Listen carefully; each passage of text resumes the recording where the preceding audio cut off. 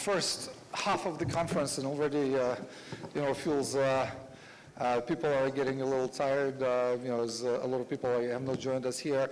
I've had, dubious feelings as I was listening to the earlier panels.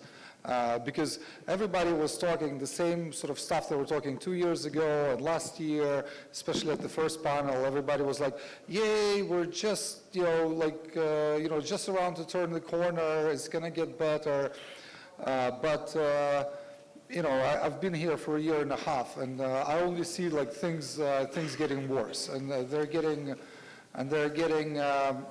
just worse and worse, and there's nobody's fault. It's not like the president is telling the ministers, do something to kill the economy further. It's the little decisions, like not liberalizing the currency regime, not doing the liberal taxes last year. Right now we're going to talk about privatization, which I think is actually one of the main things that can actually unlock FDI going into Ukraine. Like, Ukraine should be getting at least $1 billion a month in FDI right now, at least $1 billion a month.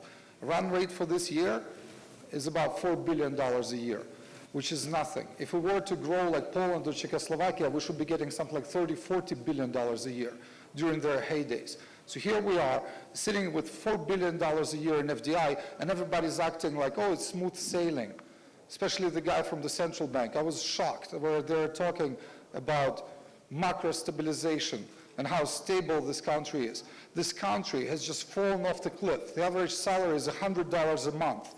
What stabilization can you talk about? If there was $10 a month average salary, would they be saying, oh, this is great stabilization for Ukraine?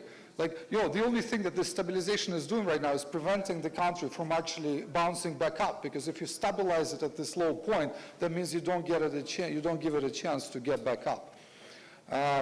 But anyway, I just vented a little bit, but the reason why I wanted to to set the tone for this discussion is because I want the esteemed panel members to convince me that there is actually privatization will happen this year and that it is possible, because right now I see that this is one of the main things that can unlock investment in Ukraine, but frankly, as somebody who is somewhat on the inside, I'm very skeptical that there's actually any privatization will happen this year. I mean, I think that we should have at least $2 or $3 billion worth of assets. That should be the goal, to be privatized within like the next 6 months, and I don't think it's going to happen. But let me introduce the members of the panel and give them the word so that they can convince me and you that this privatization is actually going to happen, all right? So to the left of me, I have distinguished Ulyana Shtybel, who's a academic from the States, and now been doing practical work. She's been a member of the American Chamber of Commerce, helping to push business development here. Now she's head of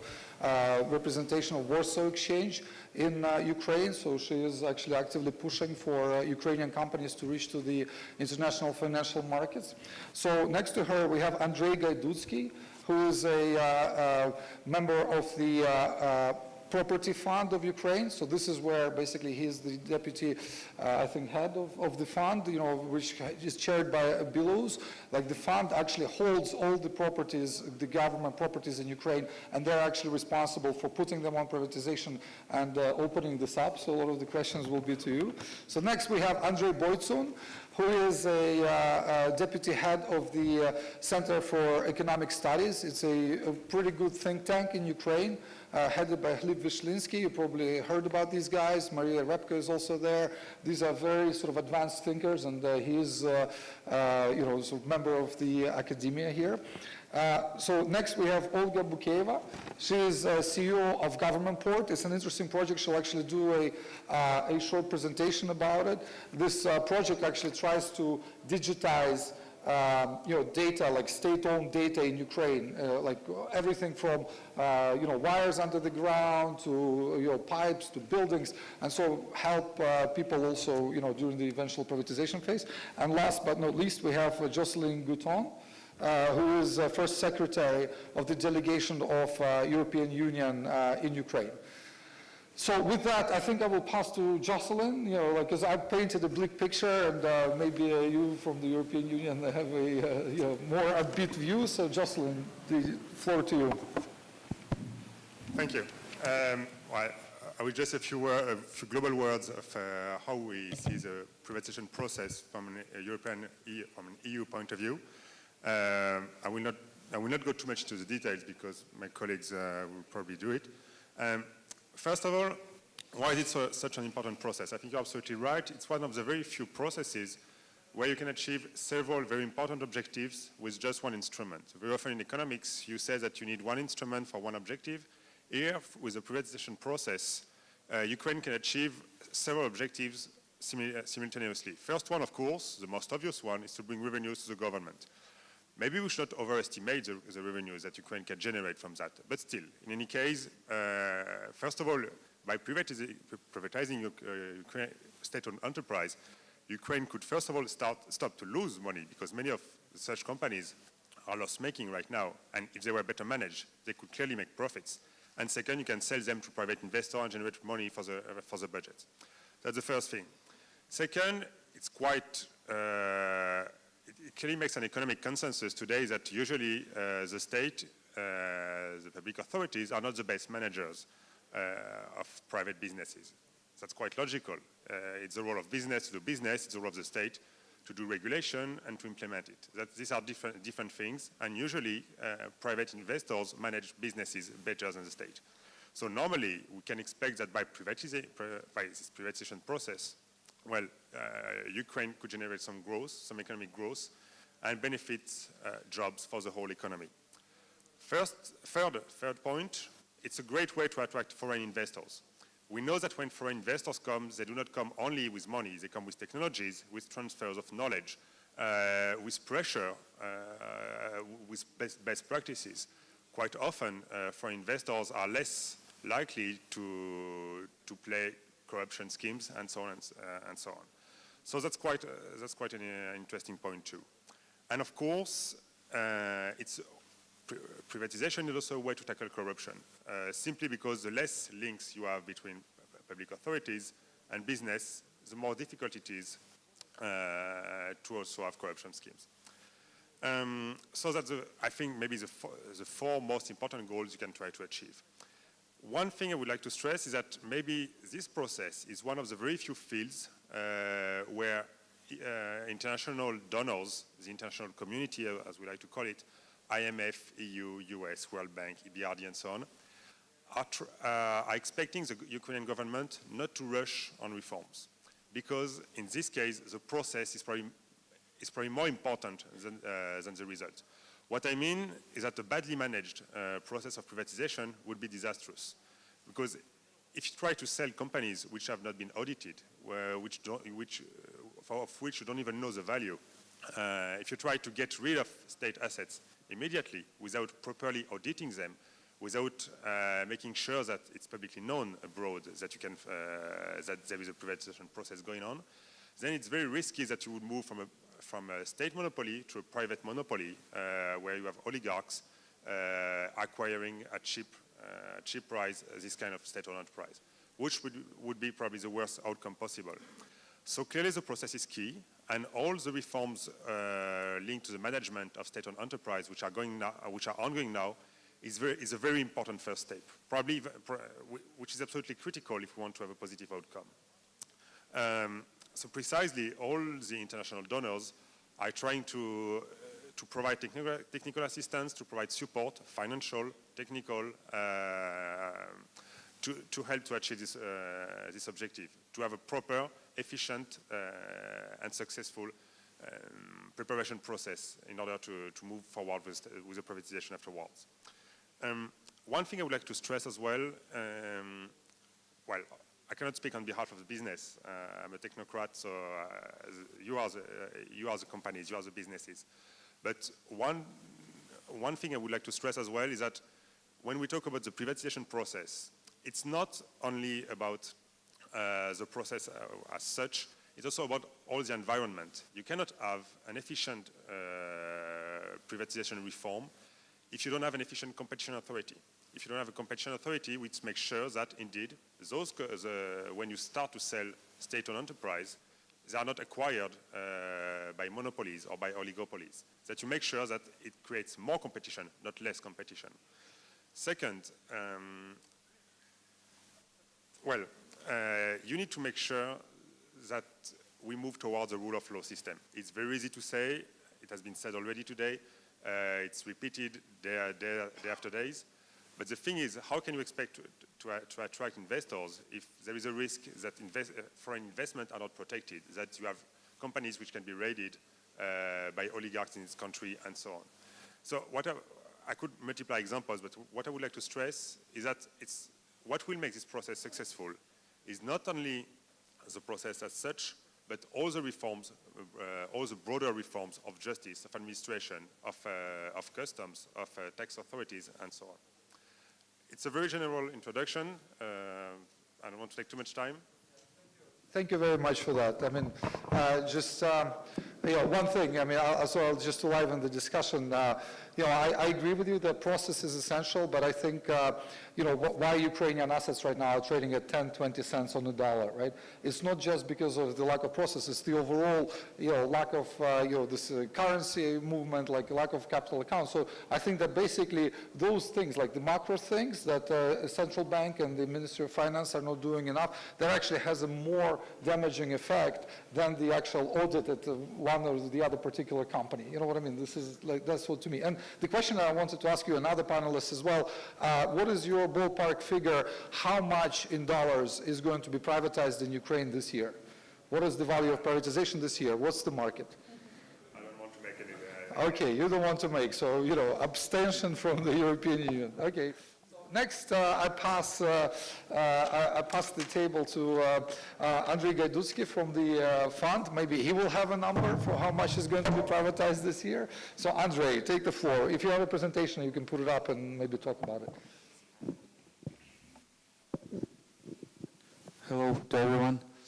I'm Andriy Gaidutskiy, Deputy Head of the State Property Fund of Ukraine. Thanks for inviting me here. Thanks for everyone to come. Yes.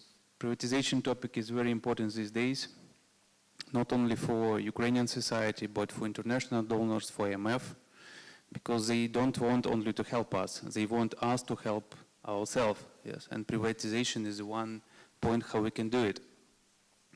So in terms of privatization process, the team of Igor Belous is already almost 1 year here in State Property Fund.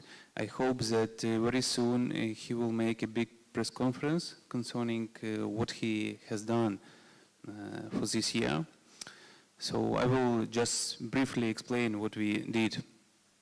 Yes, we didn't start big privatization yet, but we hope to do it during next few months and second half of the year. So what we have done already is first we put electronic auctions. So now it is very easy and transparent. You can choose the assets we are selling on the website. You can choose the commodity exchange, and then you can participate in the auction. So second, what we have done and what we have started is Dutch auctions. We have very much assets that is not impossible to sell on the starting price, so we decided to decrease the starting price. The third important issue, we changed the legislation for big privatization. So now foreign investors could participate in buying all state stake. It means that we don't need to sell about 5 or 10% of the state-owned enterprise on the local stock exchange. As you know, local stock exchange is underdeveloped.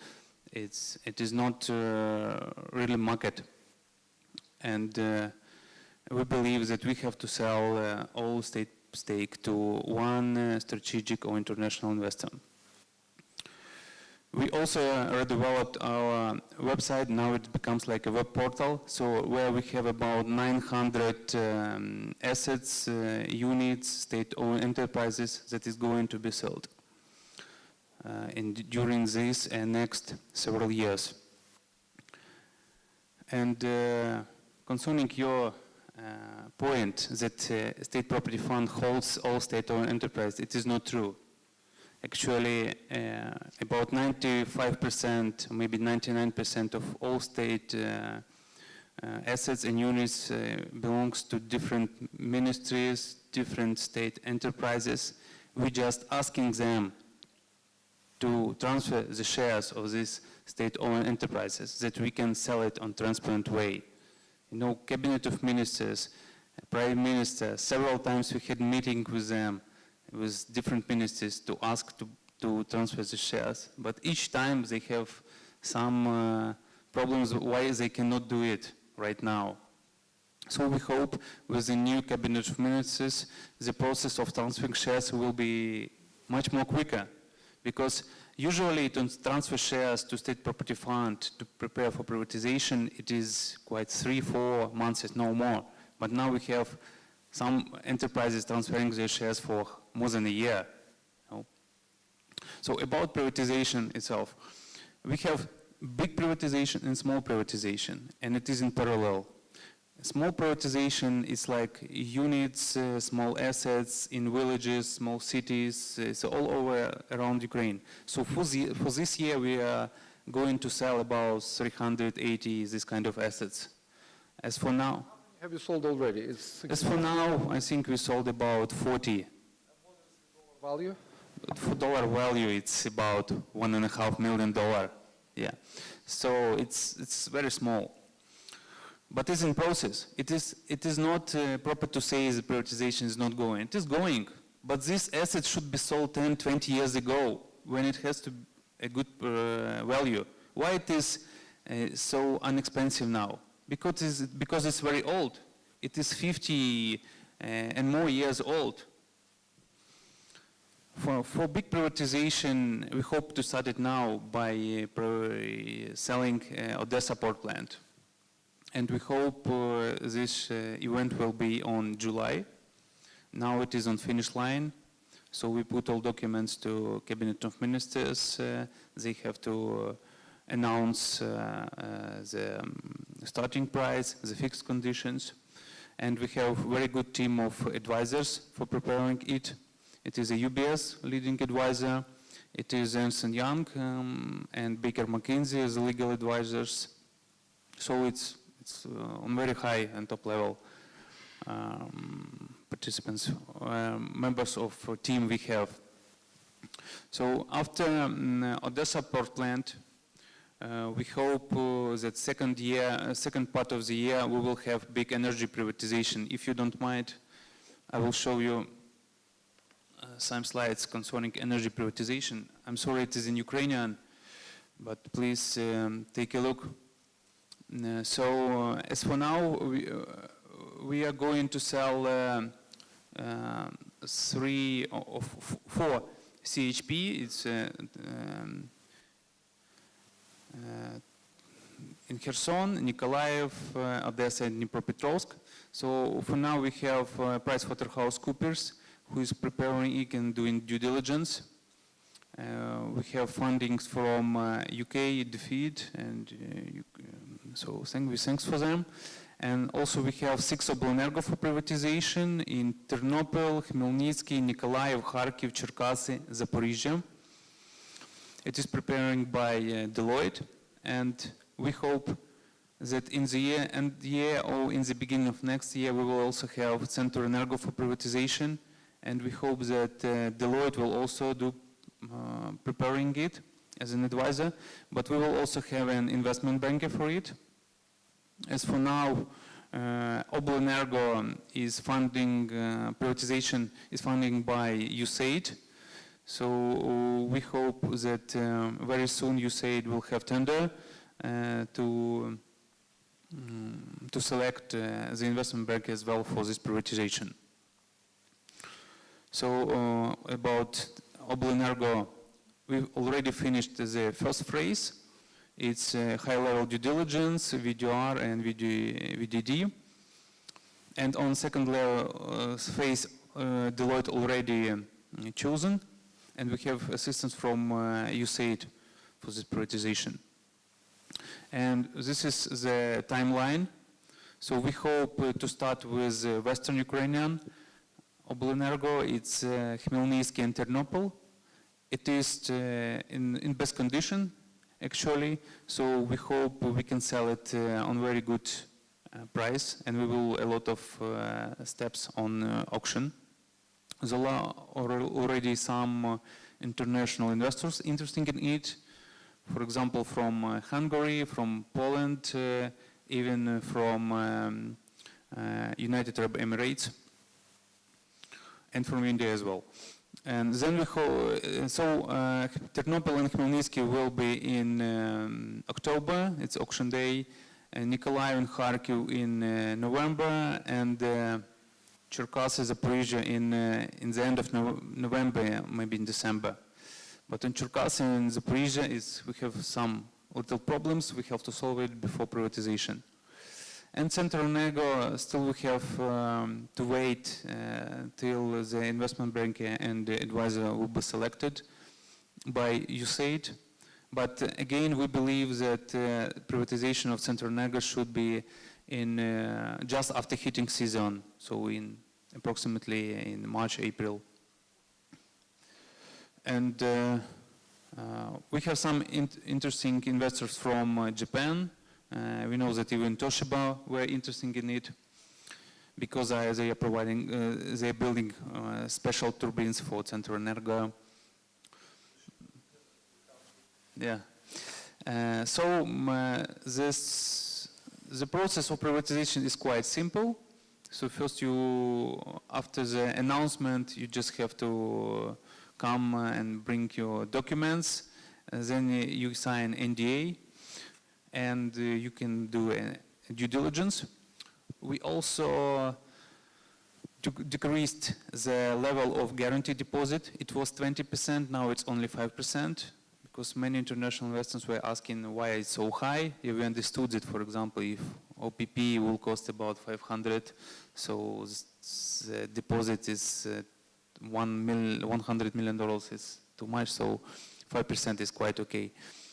Then you can participate in the auction. It's very simple auction, just raising your hand and the price will be increasing by about 1%. So it's about $5 million for OPP, for example. And after that, we are going to sign SPA agreement and we will wait release from Anti-Monopoly Committee to agree this contract SPA. So, and about 30 days after the auction, the investor should pay all sum. So this is very shortly about privatization, what we are going to do, but believe me that we are trying very hard to convince the government, to convince the ministries to start this transparent privatization. So State Property Fund works very closely with international organizations. We have a special privatization working groups where we have directors of, local directors of EBRD, IMF, USAID, representatives from US ambassador. So we try to show that government of Ukraine on behalf of State Property Fund tries to be as transparent as possible, but bureaucracy doesn't help us to be quicker. Thanks a lot. I want to say, this is actually, to me, it seemed like one of the better, presentations so far. And, even though I'm a skeptic, I think if you manage to sell half of what you had on your presentation, this is going to be, one of the best years in Ukrainian history in terms of privatization. So, okay, so we sold $1.5 million worth so far, but hopefully billions are coming in the second half of the year. I hope we will have up to 1 billion. All right, let's up to 1 billion. That's a good call. Yeah. All right, thank you. So next, I will pass the table to Ulyana. So Ulyana worked on both sides, on the government side, like on the U.S. government side, trying to push the Ukrainian government. Now she's on the private side in Polish exchange, trying to get Ukrainian companies to actually become public and list abroad. So I just want to ask you a question, like, we're talking about, private businesses now trying to raise money. What sort of dynamic are you seeing there? Okay, hello. Nice to be here and have this opportunity to share a Polish experience on privatization. Poland actually is a great country, our neighbor, which is helping for Ukraine with all these privatization processes and raising the capital for companies.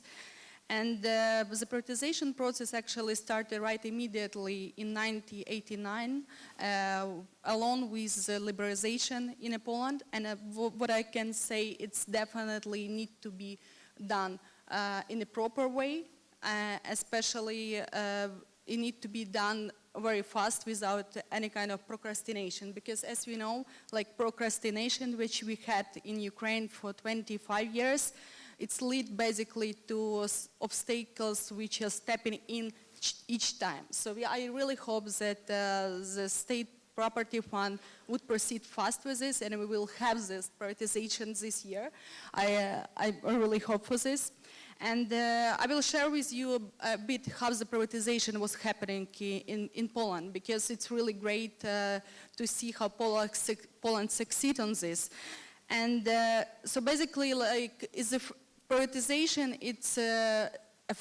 has a focus on transformation of economy and given acceleration of the economic growth in a country, and also acceleration and growth, boost of competitiveness and growth of the capital market. So privatization in Poland have been done in three methods. That was direct privatization, indirect privatization, and mass privatization. In Ukraine, we probably lose already a time, so we don't have the opportunity to do this mass privatization, because basically no one would believe again in this as ownership certificates. But in Poland, that was definitely a great experience, because most of these certificates, which were in hand of the civil society, they were transferred, they're either sold for profit or transferred as shares in national investment funds. And these funds actually raise the capitalization of the Warsaw Stock Exchange by 30%. And the second program was a civil shareholding program. That was a program which involved the Pole to open the private accounts and actually become a part of, become a retail investor on the Warsaw Stock Exchange. So basically, like, in Poland, the capital market was developing because of this, all of this intensification of the privatization in the country. And in Ukraine, it definitely would be good to have such program with involvement of the employees, like employee leasing program, which was done in Poland. And because we also need to build this corporate and ownership culture within the employees of the companies, because they want also to be involved in this. And I still believe that we can prepare such program for Ukraine, even we will not do this, probably the ownership certificates. And so basically Poland probably had even the worst conditions, because Ukraine already done a lot in this 20 years by legislation. This legislation just need to be properly executed. So in Poland there was over the 8,000 of state-owned enterprises which had a share in GDP over 75%. In 25 years, this number decreased to 80% of in public sector in GDP. So basically, like right now, we are on the right step, and I know that the state property fund are doing very well with preparation of company to privatization, and we seeing really huge opportunities for Ukrainian companies to gain a good corporate governance, to get prepared to the privatization as direct privatization to the strategic investors, as well in indirect privatization through the IPO. But the IPO privatization, it's definitely would take some time for companies to improve their management and efficiency, so then the IPO can be done in a proper way. We as the Warsaw Stock Exchange definitely can offer a good capitalization of such proper companies in Ukraine. but we understand that it may happen like in a couple years. It's just a matter to do it really in a good order. So we are open for partnership, and definitely would be happy to share our visions and our advice to the State Property Fund and to help it to do privatization good in Ukraine. Thank you. Okay, so let's do some predictions. So how much money will Ukrainian companies raise on Polish stock exchange next year?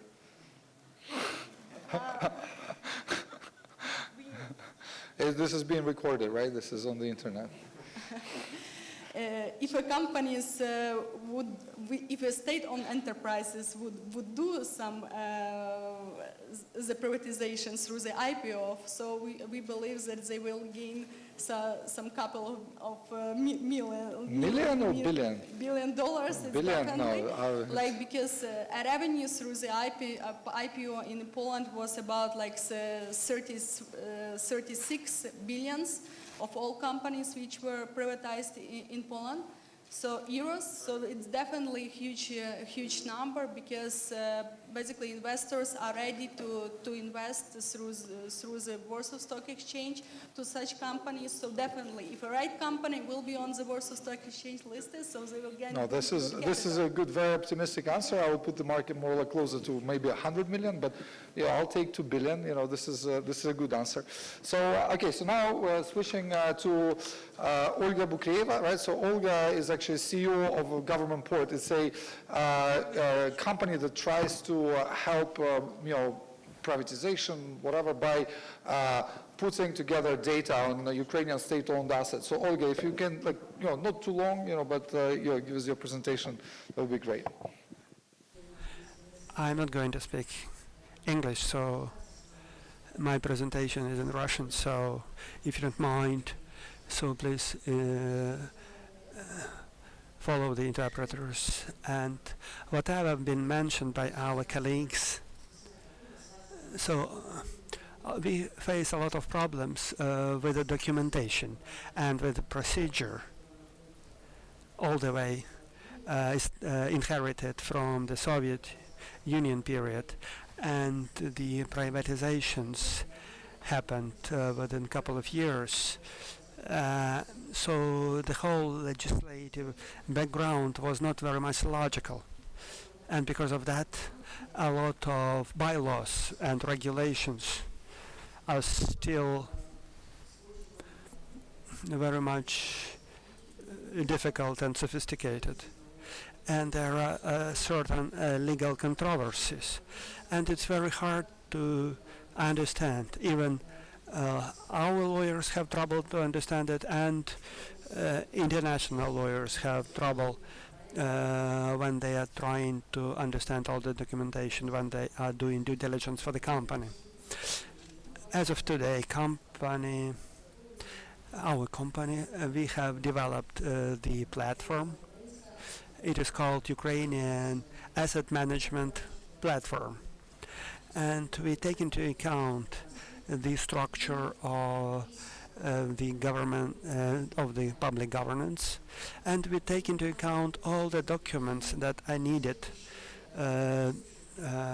just to make sure these documents are legally okay, and taking into account that the registers of the property and types of the documents are not really in compliance with the international practice, of management of assets. We are trying to utilize all the details in our platform, and the register of government property, and taking into account the objects that are underground, on the ground, and whatever. So buildings, premises, land plots, temporary constructions, even highways, railways, power lines, and whatever is specified in the balance sheet of the major corporations. and state enterprises. And the asset management data, we incorporate all the necessary parameters that are needed and specified in different archives. All the technical and legal details, all the measurements, and these documents are not consolidated within one document, so all these details are specified in different documents. That's why our offer is to provide using this single platform, and we key in and input all the data. This data used to be stored in BTI, Bureau of Technical Inventory. And then Ministry of Justice took over this work, and the data with respect to the property rights. So investors have to look into different databases. Maybe I'll summarize to these people. We don't need all these details. Okay, guys, I will just say a little bit in English because I think it's going to be faster than going through the whole presentation in Russian. I've seen a demo, I've seen a demo of this product beforehand. It's a very interesting effort that sort of tries, like Google Maps, combine sort of all state-owned assets, like basically take all the paperwork, and this is like tons of paperwork that Ukraine has, and attempt to digitize it and actually tie it to the geolocation. So basically for every document, translate it into English, add a geotag, show it on the map, like where this actual object is, what's underneath it, all of these things. So right now they have digitized Kharkov region, and they're looking to digitize more of Ukraine. So I think this is something that can be very useful in terms of when you're buying a state-owned asset during the privatization, like whether you can check what sort of legal cases are happening on this asset, like other legal claims against it, or whatever. So this is quite an interesting effort. And Olga, thank you so much for presenting it here. And I'm sorry I interrupted rudely, but I think it's the presentation is already the whole thing. We need to move it on. And with that, I will go to. But I just wanted to tell you one more thing. The work that we were doing since 2009, we have a lot of information, and this information will be very much useful to international investors and developers, and our stakeholders are ready to cooperate. Thank you. Thank you.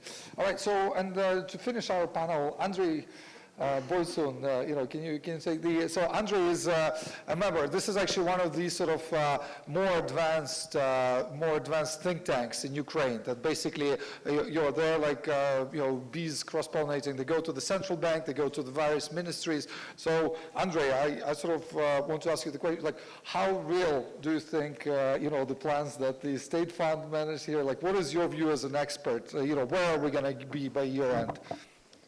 Well, I would like to believe that these plans are real, but I think that we need to put things in context as well. So if the fund succeeds in selling, let's say, the top 3 of their list for 2016, which is the Odessa port plant, Sumy Himprom, and Centrenergo, that will be already not bad.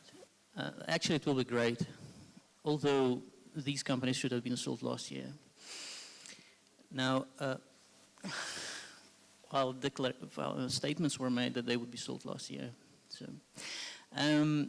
still, I think what we're discussing now are the immediate priorities for 2016, but it is also very important to shape the understanding that we are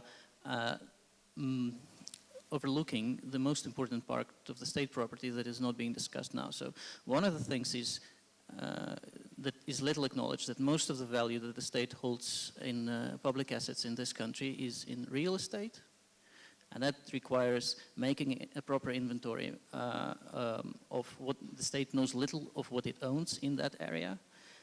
And the real really big companies that need to be privatized are not yet on the list. And I'm talking about companies such as, for example, the state-owned banks, such as Ukreksimbank and Oszczędbank, talking about Kurhasvydobywanie, I'm talking about ports and things like that. I agree with Jocelyn about the priorities that you've mentioned in the beginning of your presentation.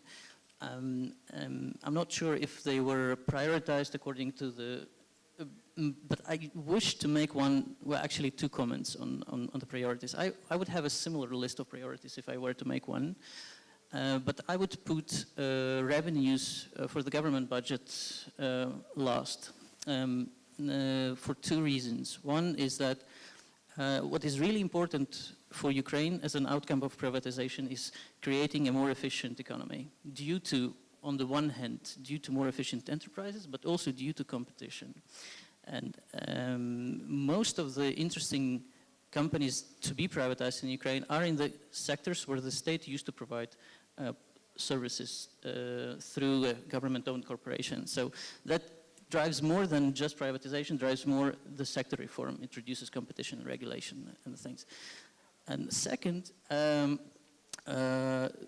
you mentioned corruption, I think when you acknowledge that the state is the largest owner of assets in this country, you also realized how vast the corruption problem is. And therefore, if you effect privatization, you will purify the political system, and the politicians that will, let's say, that will remain after privatization will be able to focus on the objectives that are more aligned with the objectives of the citizens of the country.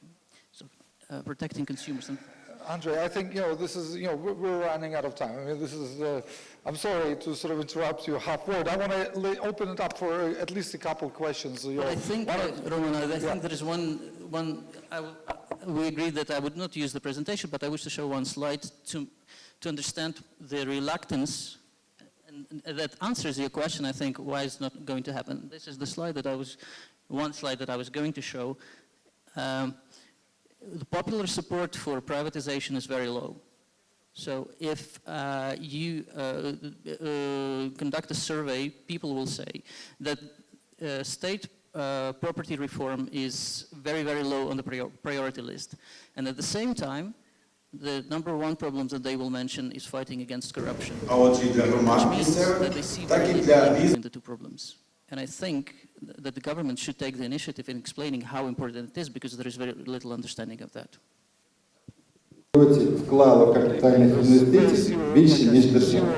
Desire in Ukraine to actually build capitalism here and build the market, and I think this is actually the root of all problems.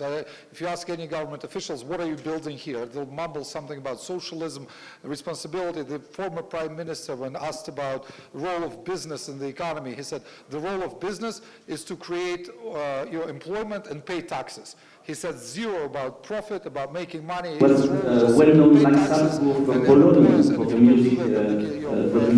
Will come and arrest your servers, right? So, anyway, do we have a couple more questions? Because we actually do have a rare opportunity to ask the State Property Fund a question. And do you have a question?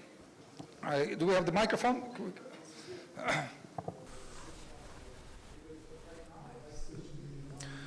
To save time, I'm going to be speaking in Russian because my English is not as good. Well, the biggest part of the Ukraine's economy is already privatized. Practically all Ukrainian economy is private. Yeah. Why only privatization? Do you have any recommendation to accelerate the Ukrainian economy? Why only our president demonstrate the one of the approach, give your enterprises to the trust. Why Ukraine cannot do it? The similarities. Почему?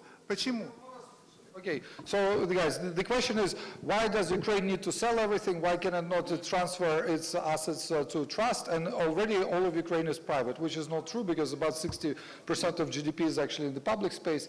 But maybe, you can answer the question. Thanks for your question. Actually, you're talking that almost everything is in private hands. So we have, as for now, over 4,000 state-owned enterprises, where works about 1 million people.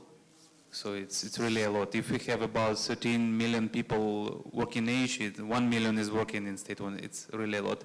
I don't know how many GDP it generates, but maybe 30, maybe 40%.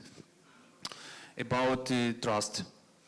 There is a good experience in the world, but that's why we are talking about with the government of Ukraine, with MERT, about creating a holding company.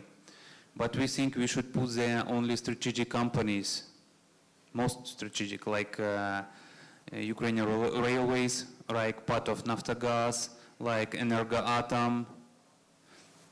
We think that only 30, 40 companies should be there. The last should be sold or put to other way of privatization, like management contract, like concession, like joint venture.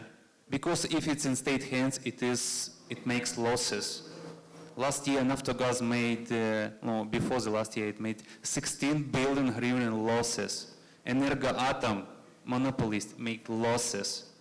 Ukrzaliznytsia, losses. Ukrposhta, losses. You think it should be in state hands? Maybe problem with management. But management is changing. Every 2 or 5 years, we have new government, new parliament elections. We have new management of state-owned companies. Maybe problem is the corruption. Yes, but so we change government, we change management, but corruption is still the same. That's why you need to sell it to fight corruption. We need to sell it to private hands, and then the owner. All right, guys. Last question. Last questions. Do anybody wants? Yeah. Okay. There you go. Finally, some life in the debate. I have one question. Why does it take so much time, basically, to privatize everything? Who is opposing the privatization? Is it government? Is it president? Maybe parliament? Thank you. So timeline is really quite big. Usually it's from 7 to 9 months, because we have to do several important issues. Like 4 major issues is inventory. We should check what is inside this state-owned enterprise, because nobody did it maybe for 5 or 10 years, if it is quite old as we is. Yes. Next is audit, then evaluation. But and you had 2 years, as another speaker told. Everything should be sold last year, right? What do you mean everything? I mean 3 companies. You had 24 months. And now you're talking that you need only 7 months to get something privatized. 7 months if enterprise already transferred to state property fund. If its shares of this enterprise is not transferred, just remember Centrenergo. For almost 1 year, we were asking Mr. Demchyshin to transfer shares of Centrenergo. So if it's transferred, then we can start process. So Demchyshin is basically opposing the privatization of Centrenergo, right? You told that Demchyshin is responsible for not privatizing. No, we asked him. I don't know if he opposed or not. We asked Ministry of Energy to transfer shares, but they didn't. So Demchyshin? I don't know. Maybe somebody else. I know that. Sorry, Yatsenyuk didn't allow it. So and now he's gone. So nobody's to ask. But finally, he transferred shares, so he is Okman. I know. Thank you. That was a very good question. All right, I want to thank the panel. Thank you very much. I mean, I think you livened things up a little bit, and so we're ready to go to the next panel. Thank you, everybody.